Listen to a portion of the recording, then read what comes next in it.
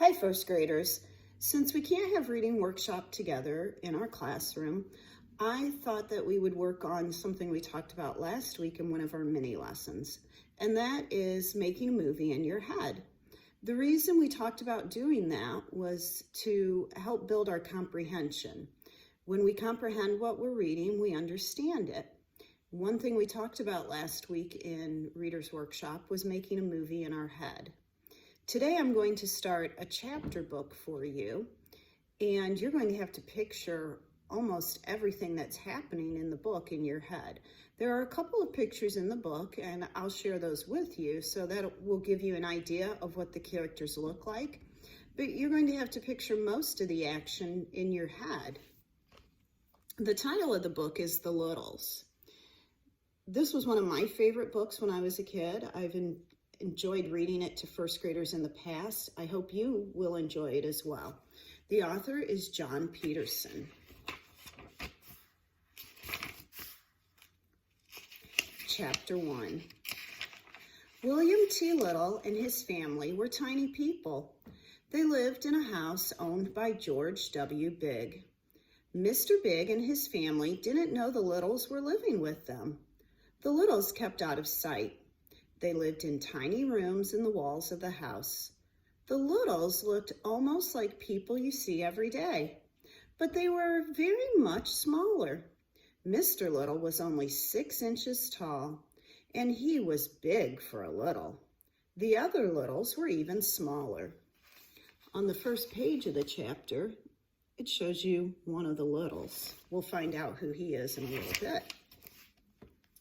In one way, the Littles did not look at all like other people. They had tails. The Littles were proud of their tails. They kept them combed and brushed, and sometimes the women curled their tails when they wanted to look especially nice. The Littles took everything they needed from the Biggs. Usually the Biggs didn't even know anything was missing. But once in a while, Mrs. Bigg would say, "Now, where did that thing go? I had it right here a minute ago. It seems to have disappeared." Only last week, her son Henry had shouted, "Hey, Ma, where are my red socks? I can't find them anywhere." And there are some more of the Littles.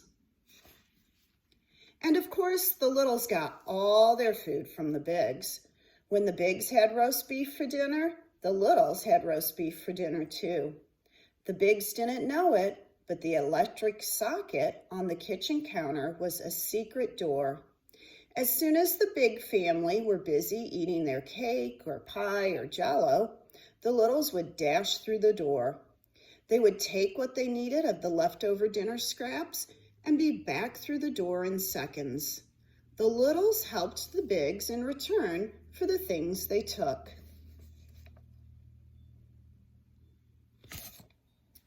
Only the Biggs didn't know it. For one thing, the Littles were good at fixing things. They ran back and forth inside the walls, repairing the electric wires whenever they needed it. The Littles were good plumbers too. On cold winter days, they kept the outside water pipes from freezing. Often, they had to stay up all night, keeping the pipes warm by candle fire.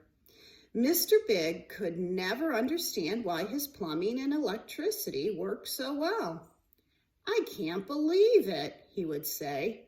"I have less trouble with this old house than my neighbors do with their brand new houses." He would shake his head. "I guess they don't make houses the way they used to." That's the end of chapter 1. I hope you worked hard to picture what was happening in the story. Guess who else was listening to the story too? We'll see you later for chapter 2.